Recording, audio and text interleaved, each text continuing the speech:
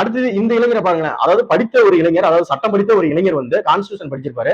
Article 23 கொத்தடிமை முறை ஒழிக்கப்பட வேண்டும் என்று டாக்டர் பி ஆர் அம்பேத்கர் அவர்கள் வந்து வலியுறுத்தி இருக்காங்க. அதுக்கான சட்டங்களும் இருக்கு. ஆனா நாமெல்லாம் கொத்தடிமை தான், கொத்தடிமைன்னு சொல்றது எங்களுக்கு பெருமை தான் சொல்றாரு. கொத்தடிமைன்னு சொல்றதுல என்ன பெருமைன்னு எனக்கு தெரியல. உங்களுக்கு ஏதாவது கொத்தடிமைன்னு சொல்றதுல ஏதாவது பெருமைன்னு தெரிஞ்சா சொல்லுங்க.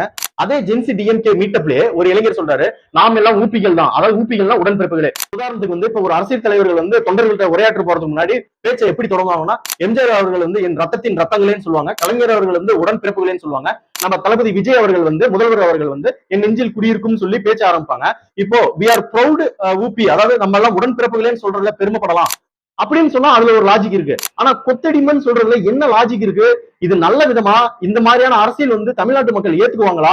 இப்படி ஏற்கனவே கட்சிக்காக உழைச்சவங்களுக்கு எந்த ஒரு முக்கியத்துவமும் தராம பணம் கொடுக்கறவங்களுக்கு சீட்டு கொடுத்துதான் உங்க தோல்விக்கான முக்கியமான காரணமே. உண்மையான ஜென்சி அரசியல் என்னன்னு எங்க கட்சியை பார்த்து கத்துங்க. அதாவது வந்து நம்ம தோல்விக்கு ஜென்சி அரசியல் அந்த ஒரு காரணம் மட்டும் தான் காரணம் நீங்க நினைச்சீங்கன்னா கிடையாது.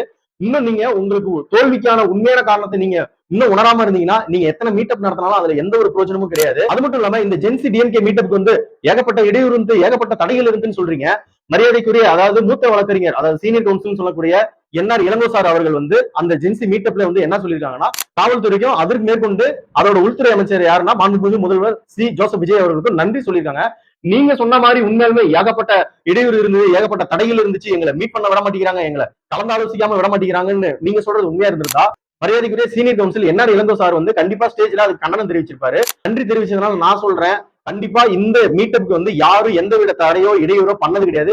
நீங்களே தேவையில்லாம பழைய டெக்னிக்ல அரசியல் பண்ணிட்டு இருக்கீங்கன்னு நான் சொல்றேன். இவ்வளவு பேசுனீங்களே, இதுக்கப்புறம் வரக்கூடிய தேர்தலையோ இல்ல இதுக்கப்புறம் நீங்க ஆட்சிக்கு வர மாதிரின்னு வச்சுக்கோமே, வரமாட்டீங்க.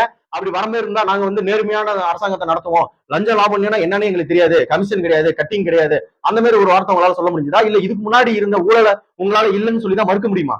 அதை பத்தி பேசாம எது தோல்விக்கான காரணமே தெரியாம நாங்க வந்து ஜென்சி இளைஞர்கள் தான் காரணம், எங்க தோல்விக்கு எங்க கட்சி தோல்விக்கு ஜென்சி இளைஞர்கள் தான் காரணம்னு சொல்றது, நீங்க இது மாதிரி எத்தனை மீட்டப் நடத்தினாலும் எந்த விதத்திலயும் பிரயோஜனம் கிடையாது. உங்க தோல்விக்கான உண்மையான காரணத்தை தயவு செஞ்சு நீங்க ரியலைஸ் பண்ணுங்க. உங்களுக்கு நல்லாவே தெரியும், ஆனா அதை ஒத்துக்க மாட்டேங்கிறீங்க.